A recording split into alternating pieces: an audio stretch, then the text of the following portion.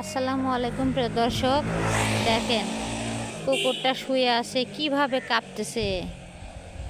আপনি একটু ভালো করে দেখেন, কিন্তু আমাদের কিচ্ছু করার নেই। আসলে কি করব, কি করার আছে, ভালো করে খেয়াল করে দেখেন।